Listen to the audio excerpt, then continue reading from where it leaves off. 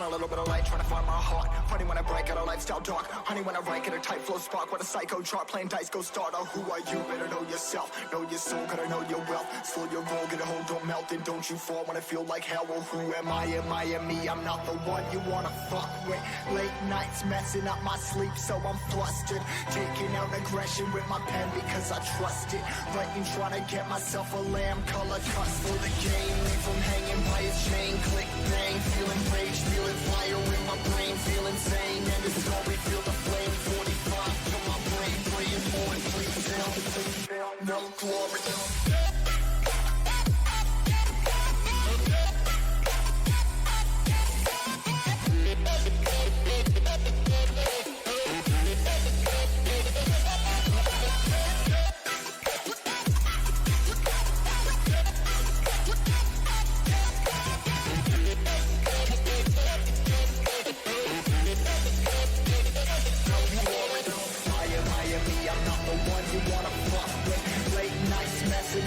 So I'm flustered, taking out aggression with my pen because I trust it. Fighting, trying to get myself a lamb color custard.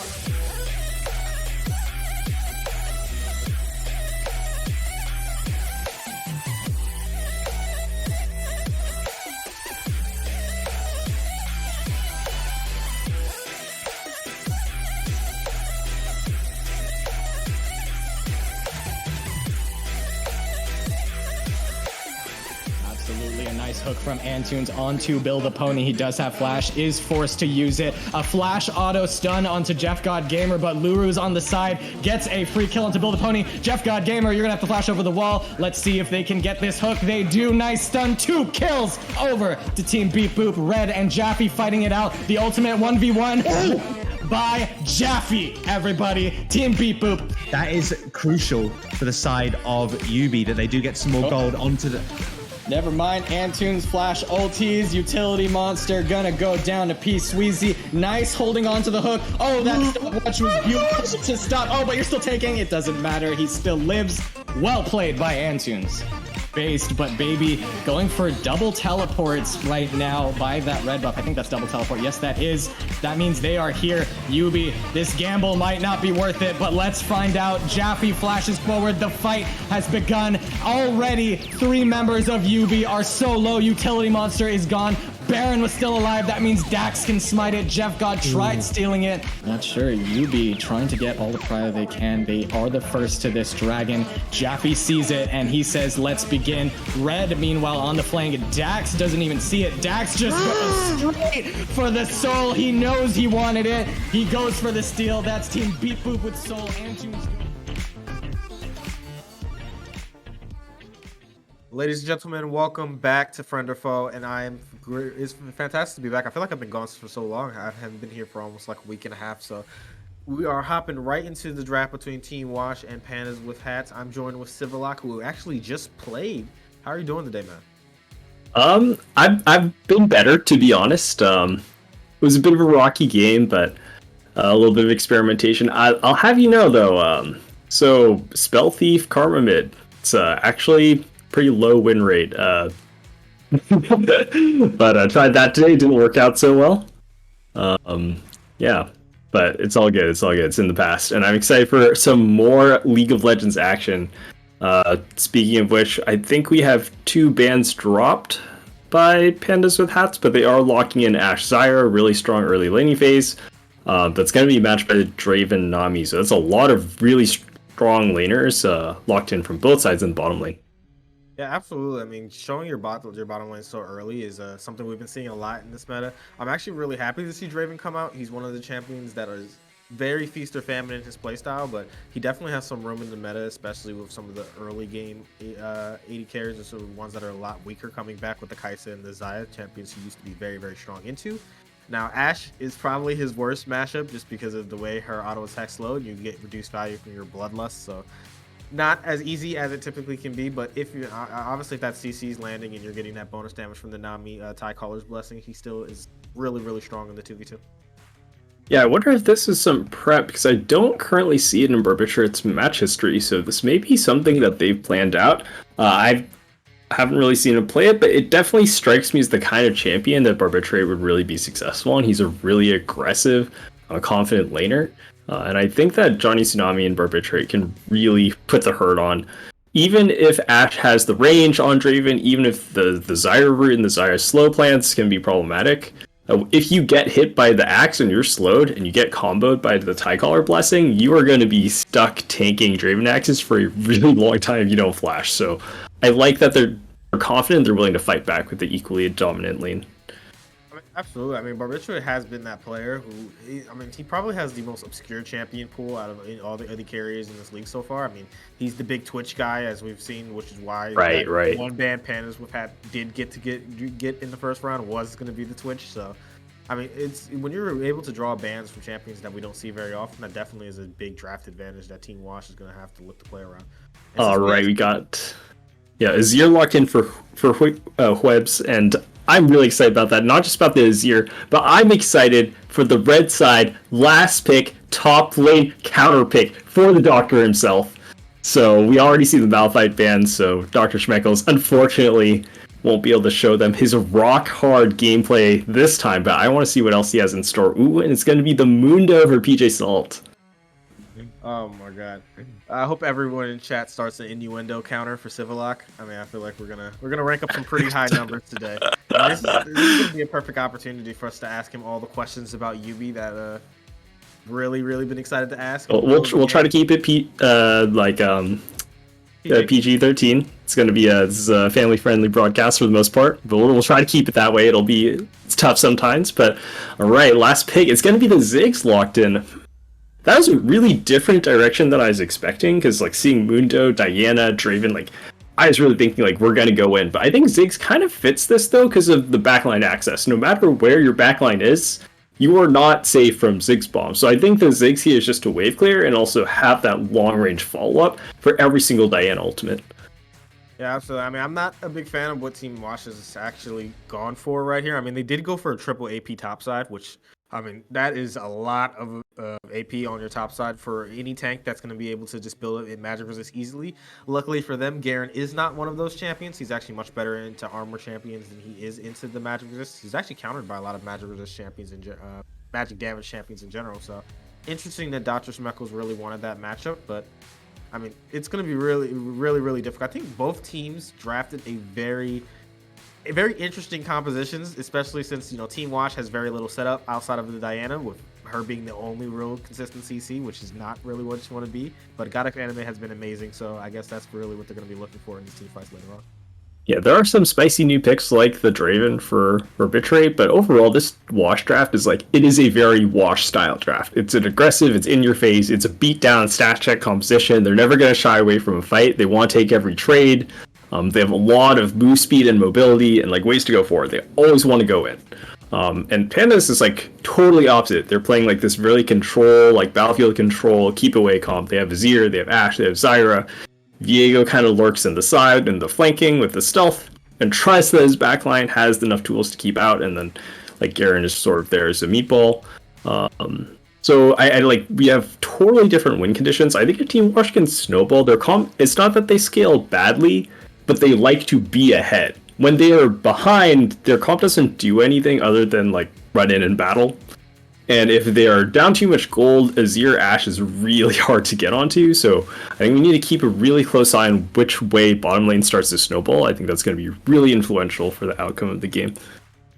So, I mean, angles is going to be massively important for how they're going to have to choose to engage. PJ Salt's going to be wanting to be flanking on the backside, try to get a split fight pressure. Because if you're Diana and you try to run in against an Azir, you're just going to get ulted back when you use your ultimate, and then you're never going to get that big burst damage off from getting that most massive ultimates in. So, I mean, it's really the ball's going to be in Godex Anime's court to see how well Wash is going to be able to execute this draft. And I mean, he has been their star player, so.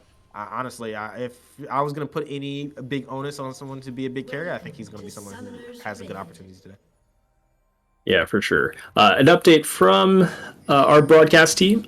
The 2-ban penalty for Pandas is because they are emergency substituting Think That I Can, who I believe had retired from the team, was originally main roster due to a family emergency by the main roster jungler. So I hope everything is well and that is all right with Pandas. We're here to game, but many of us have real life responsibilities too. Oh, yeah, absolutely. I mean, we always hate to see that. It's hopefully everything is going to be going all right on that end. Games is one thing, but the real life hits you like a ton of bricks sometimes, and it's really hard to navigate both. I'm sure you guys know FOF. Everybody knows. I'm kind of going through that right now, so. It happens. It might be a little bit of a different flavor for the Pandas, though. Your mindset's a little bit different, but I don't think this really hurts their chances too much other than the draft penalty, because Think That I Can definitely a big standout in the jungle when we saw him playing last time. So I personally was pretty disappointed that he had to take care of some real life stuff and take some time away from the game, but we are blessed to have him on the rip with us today this time. Well, absolutely, and he's on the big carrier of Viego, the biggest Feast or Famine champion right now. People really kind of underestimate how Viego either is a pop-off champion or he just instantly goes in and dies. So I'm going to be really interested to see how Think That I Can is going to navigate this lane, because his team isn't really a composition where you want to be going in and engaging. You don't have, and as I said, you don't have very much setup other than the Ashe Arrow or the Zyra hitting like immaculate ease. So, I mean, this is a really difficult game to play as Viego in these team fights. Yeah, it's tricky. He has to play really patiently. Oh, hold that thought. We have Barbiturate. Yeah, Halo that's big damage. So much damage coming in. Yeah, that's Electrocute Nami too. I didn't even realize. So this is some super spicy tech that they have prepped.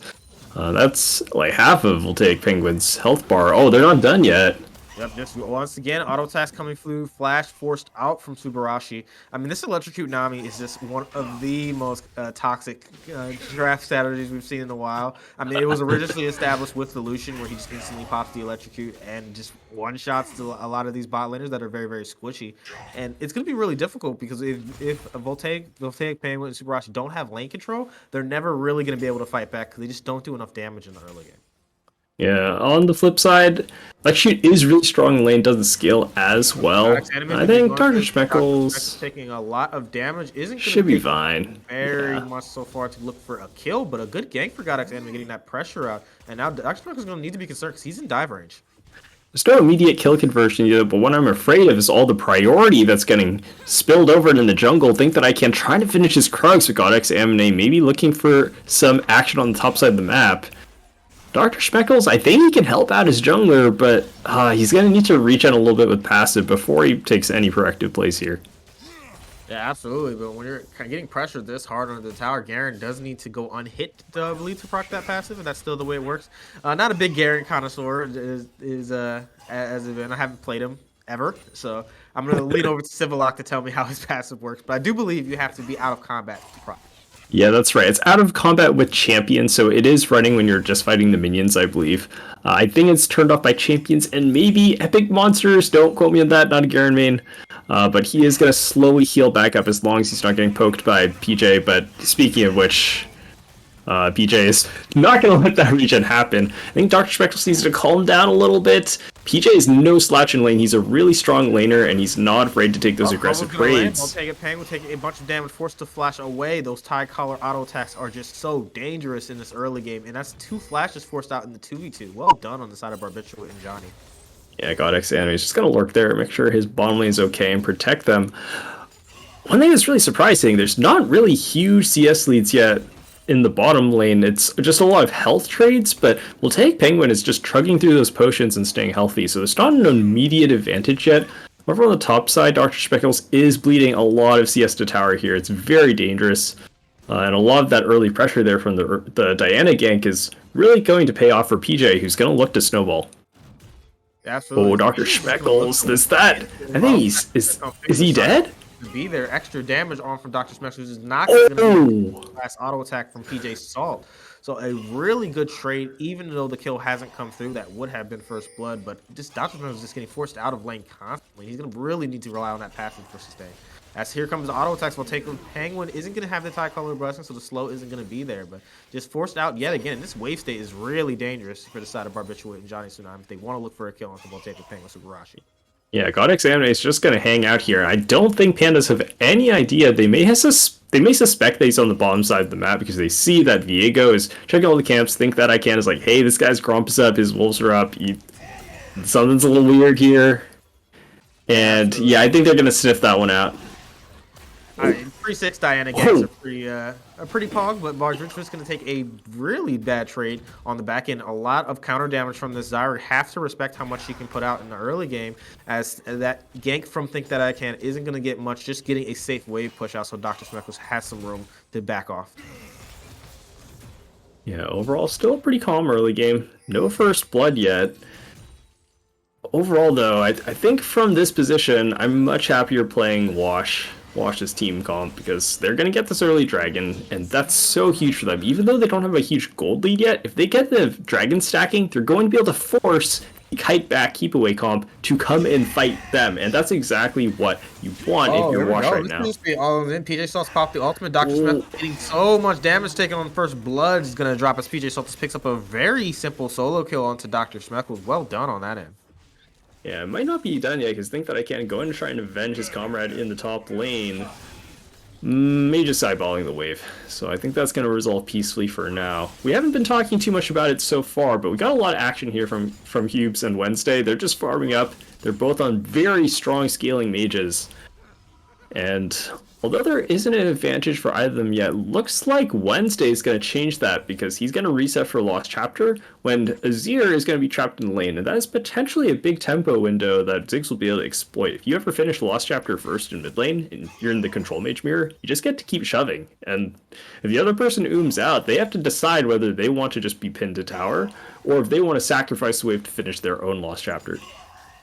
Yeah, absolutely. I mean, I feel very blessed to be joined by a mid lane connoisseur for this matchup. You know, one of the most basic and boring matchups that we have in the mid lane. It's very difficult for either side to really punish, unless Azir does go for that Azir sec into the mid lane. But I mean, at the moment, it's been pretty difficult for these mid laners to have an impact so far. But Hughes does get a good base time, so he's going to grab that last chapter, and actually still make sure he is maintaining comparable with this Ziggs.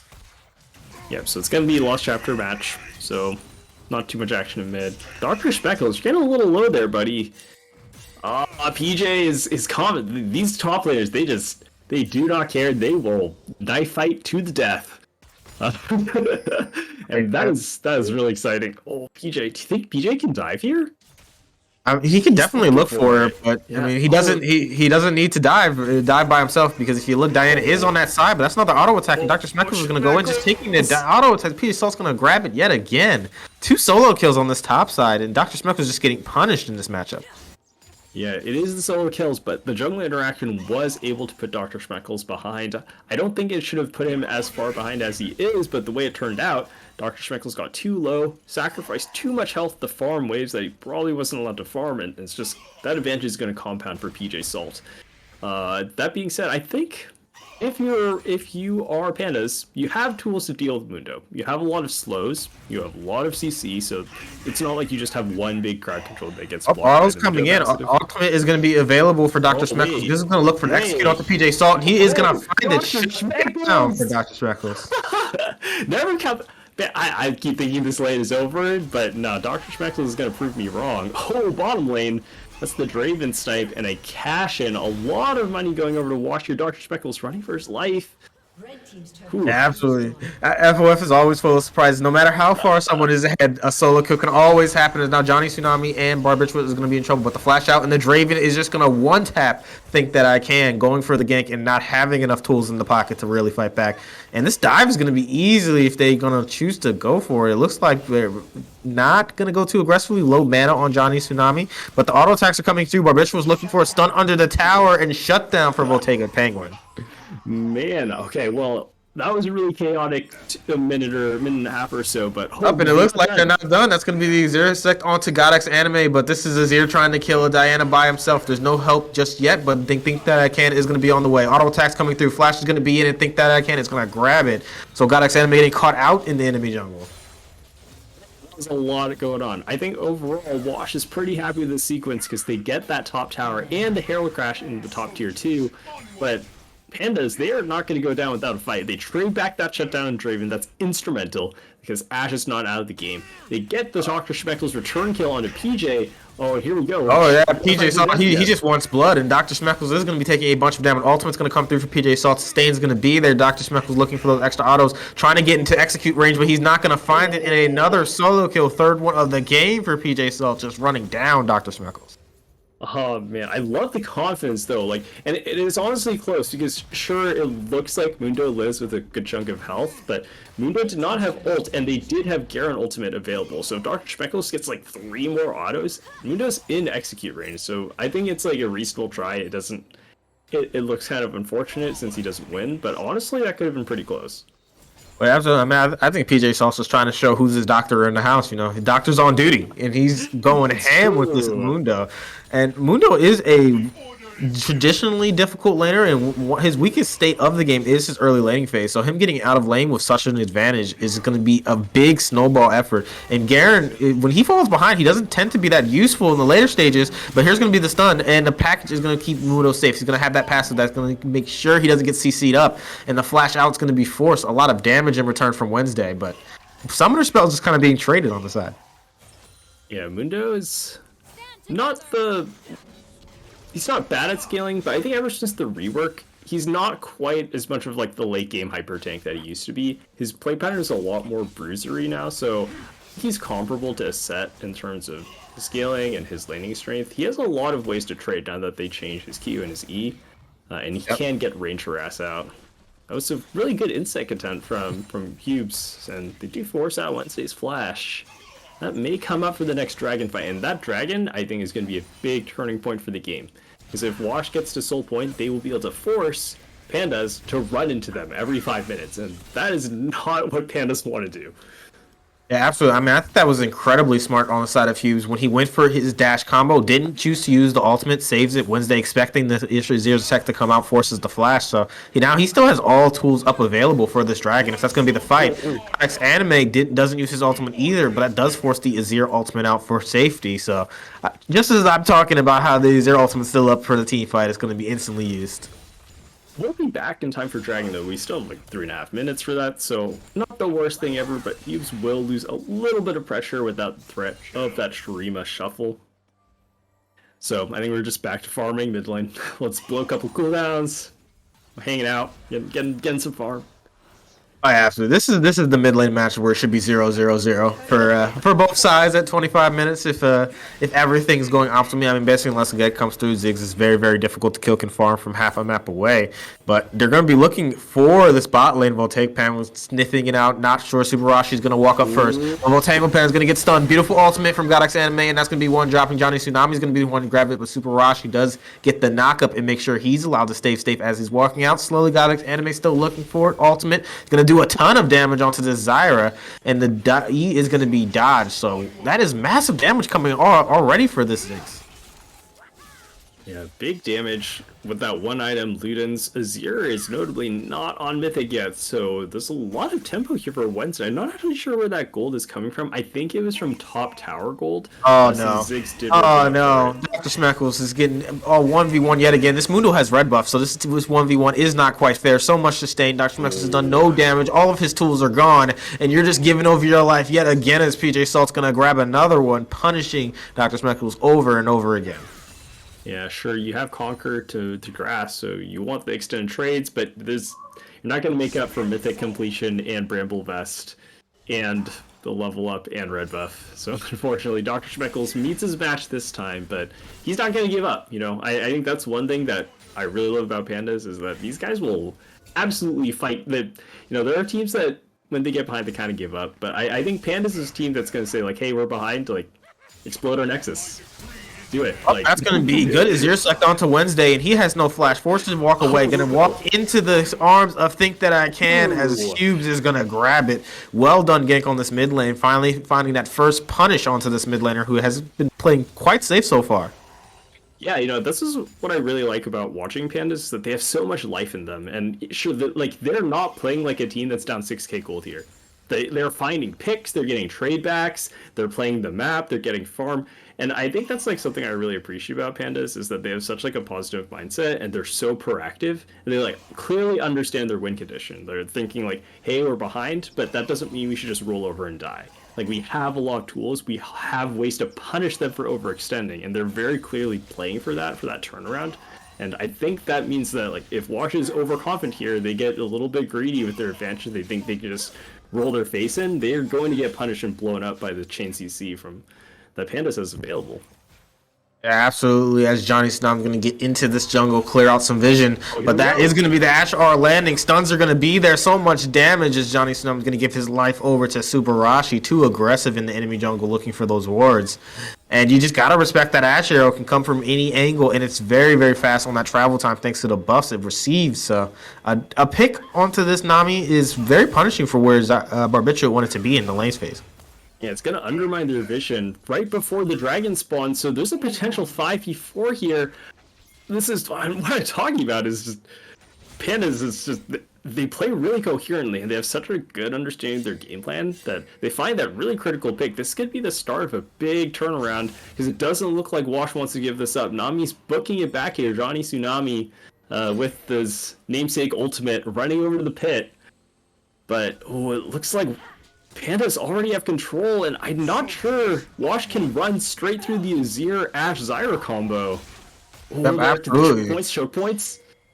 But they're getting pushed out, and you're going to need to be careful. Dox Anime is going to get the dash, and he's looking for it. Ultimate's not going to come through just yet. So much damage, and good Hourglass from Dr. Schmeckles is not going to grab the kill just yet. The heal is going to be there. Execute's going to come through, and that is the jungler's down. Barbiturate looking for the auto attacks is going to grab Subarashi on the back end. Kill onto the support. Think That I Can is on the opposite side. Only jungler alive. Slowed up. Going to try to get away with the Heartbreaker, and is going to be able to do so. And it looks like they're just going to have PJ Salt chase him out. Not going to let him get back in this pit to steal this dragon, as they haven't started it just yet. Johnny Tsunami is on the side, but Think That I Can is going to be spotted onto the ward. That is going to be the Cleaver landing. Jesus, PJ Salt is just on it, as that's going to be the Hex Gate to take him all the way out. The Gate's just playing for the enemy team and is going to grab a really safe exit for the side. I Think That I Can. Wait, hold up. Can Wash actually do this? This is Hex Dragon. Hex Dragon does a lot of damage. They're going to have to drop it. So even though it's a Panda's fight loss, I think that I Can miraculously stalls it long enough. Everyone respawns. We're going to 5v5 one more time, but it's Wash who are down on tempo. Their Barbiturate and Johnny Tsunami are out of health, out of resources. Oh, here we go. Round two. Yeah, PJ Salt, he's just so tanky, though, and they're not unable to really get him out. And Barbiturate is going to be able to get those heals from Nami to keep him safe. So this is going to need to be a very fast Dragon start if that's going to be the option. Teleport onto PJ Salt. He's going to come back with full health and resources soon. Barbiturate's healing up with that red buff sustain. Also, Dragon hasn't been started yet. It is going to be started soon. That is the damage. Think That I Can is super low. Teleport's going to be coming on the side, and they just took too long from the side of Pandas. And now the full amount of team resources is here for Team Wash, and they should be able to collect up this dragon nice as easy, as there's not a lot of tools to look for a steal.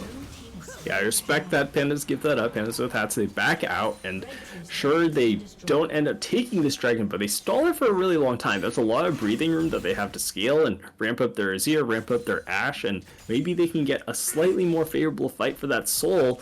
And deny that. They still have ways to turn this around, especially if you can stack 4 Hex Dragons. That's the way back in the game. Hex Dragons are so good. Yeah, if you can stack them, but if you give away Hex Soul, then you're giving that advantage right over to the other team, and you're already playing into a Mountain Dragon for it's a dangerous game, but they have ways back in here. It's an 8k gold deficit right now. That is a lot, but with objective bounties in the game, it just takes 1 or 2 good fights, and they can turn this around because their scaling is quite good. And if Wash ever reaches the point where they are behind, it becomes very bad very fast, because Diana can't stop fighting you. Mundo can't stop fighting you. Like, once they get behind, they're just going to die over and over again trying to suicide for the engage, and that's when things can get really dangerous. So I'm not counting Pandas out yet. Yeah, absolutely. I mean, we saw in that last team fight how hard it is for GodX Anime to play these fights. He went in, got instantly ulted out by the Azir, and you don't have that second dash if the Q didn't land, so it's really hard to get that ultimate out from the Diana in a good placement. And frankly, those team fights aren't going to get any easier. At some point, the ultimate from the Azir will just do so much of your damage. Diana doesn't build a lot of magic resist typically, so they're really going to need to utilize this early advantage, because as you've been saying, the scaling does benefit the side of Team Pandas in the late game if they are managing to play their ranges, and both their carries outrange. Yeah, I think they're going to have to keep an eye on Voltaic, Penguin, and Subarashi. If they can control the vision and get some kind of cheeky pick, either with Stranglethorns or with Enchanted Crystal Arrow, they even have the Hawk Shot to get vision, and like it's really easy for Wash to overstep here, especially Johnny Tsunami, Barbitrate Wednesday. These are characters who are strong right now, but they die just as fast as anyone else if you're 100-0 through CC. Baron getting started up though, Pandas will take Penguin is still bottom lane. Ooh, this could be bad. Yep, very early Baron, taking a lot of damage on it so far. 20 minutes on the clock, and there's just no check. There's no blue trinkets available either, so there's really nothing to spot it. And this is just going to be a free Baron. This is going to be super close. And just no check, just falling asleep at the wheel for the side of Pandas, and they're going to give over a big objective. But Barbitrate needs to be careful. You're walking up on Azir. He could have easily got into Azir sec then.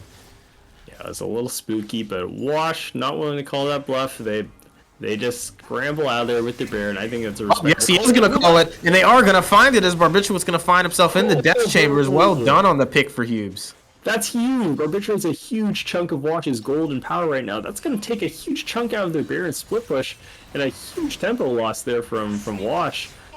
Pandas, they're eyeing this mid-objective bounty. If they get this tower, it's a lot of gold back. Dr. Speckles, meanwhile, trading his life for the top bounty. I think he's going to get it. Yeah, he is going to get it, but he's definitely going to find himself dead immediately after.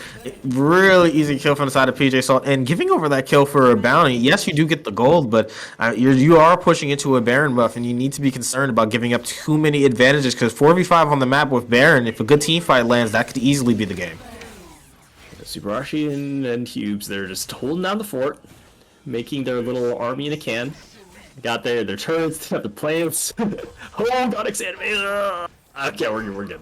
GodX Anime has been getting insane Diana ults this game. It's not reflected in the KDA, but every single Wash teamfight win has been off the back of big Diana play. Hubes had a great throwback on the last Dragon fight, just sent GodX Anime out. And it looks like he is going to be finding a reset's going to be available. Ultimate onto Hubes. Too much damage coming through. Wednesday's going to drop the kill from long range. Good hourglass from the side of GodX Anime to make sure he stays alive a little bit longer. We'll tell you what, Penguin is going to drop. And that is a one team fight, easy at the wheel for the side of jeez, I forgot that. I forgot the name for a second. Team Wash, too good. The foot team. The foot team. The foot team. They watch feet around here. Any window counters going up for that one, boys. It's going up. They got us. They're scrubbing their toes. They're squeaky clean, and I think they're looking to close this one out. Great engage by GodX Anime. It's not reflected in their KDA, but they understand. Oh, as you are, they are looking to close it out. Johnny Tsunami taking so much damage, and the Execute is not going to come through, but Dr. Smeckles is going to grab it. And isn't Garen just a fun champion that he can run into for and still somehow manage to pick up a kill?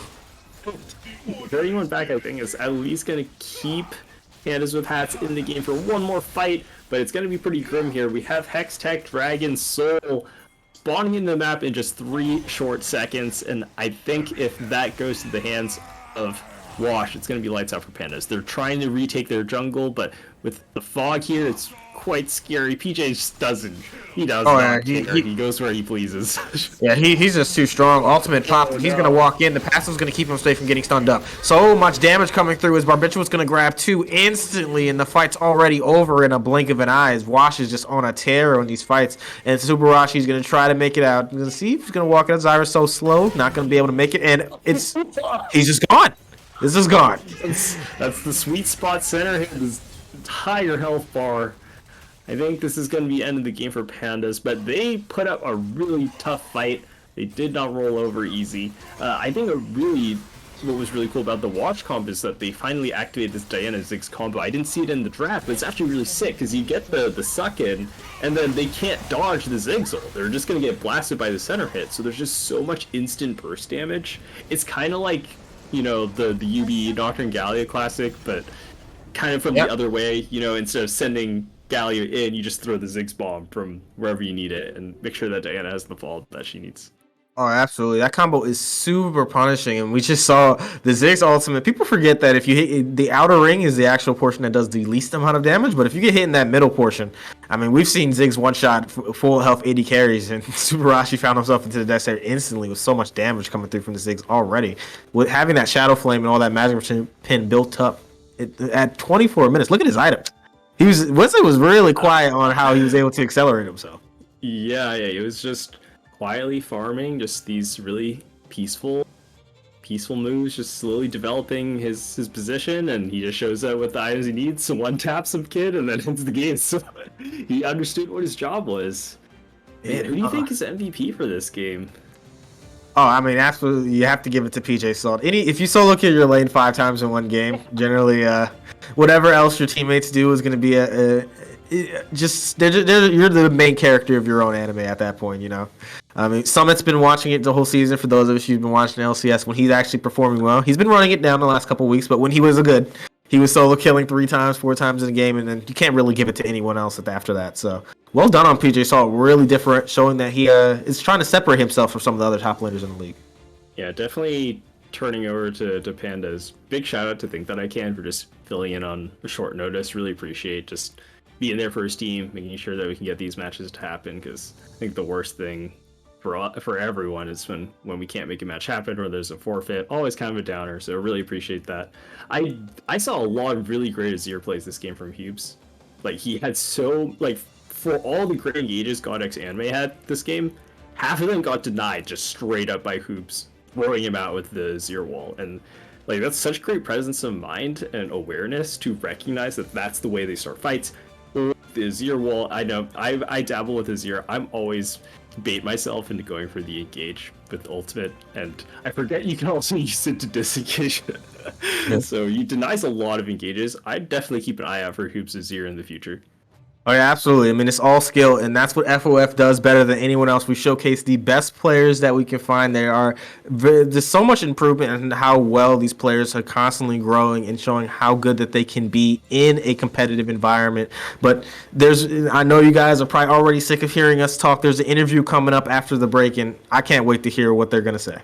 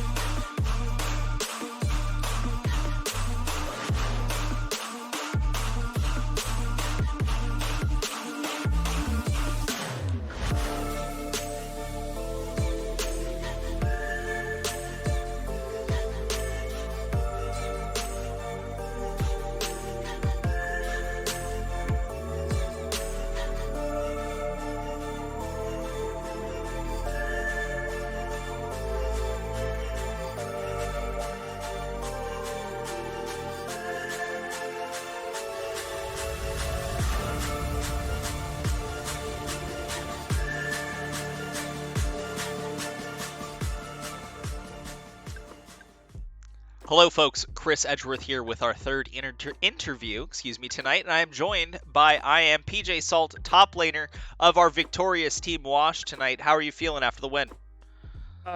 Good. Just gotta go take a shower. I'm sweating, man.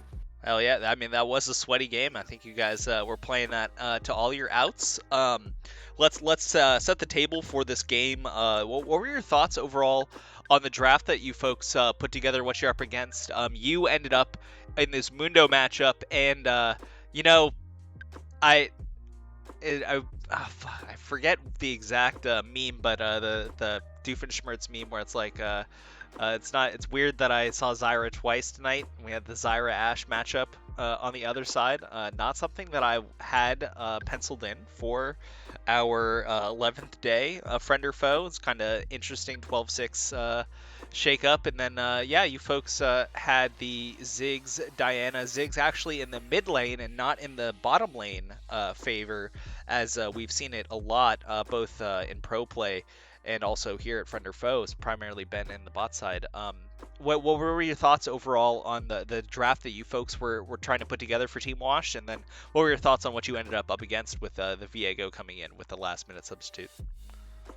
Yeah, I mean, I felt like everything that we chose was great. I mean, besides the 80 carry pick, really, it was we were kind of, again, I don't think it's any secret, we like to scale late game. I think it's something that we play really well against whenever play, in terms of strategy, when we want to do what we want to do. It's Mundo, Ziggs damage late game, Diana engage, Draven useless. We kind of just, we kind of saw what we wanted to do. And then when they started picking champions that were, going into like Zyra and Ashe and trying to CC and slow up, we kind of knew for sure Draven was going to be useless. So I went tenacity to make sure I could get through him. And 80 carry was just useless this game, if I'm being honest. Yeah, it was not a bot side game. Any way you cut it, either way, either for your folks, even with the win, but also Voltaic Penguin and Subarashi. I just felt like those lanes were very gimped in this matchup. It seems like all of the classic Forgiven, where it's just like, why is the fight always happening like in my lane? And it's just like, I'm just trying to farm and go late. Like, please go away. Nothing to be said for Voltaic Penguin's skill himself. It's like, hey, when they just conga line in your lane like that, it's just the way it's gonna go, man. So I was a little bit, sorry to interrupt, but I was a little bit kind of taken back on the Ashe pick. I was not expecting that, especially picking it first and second. I was frothing at the mouth to play Mundo into this matchup. I just want to go tenacity and just run at people, and then I was eager to get into that game.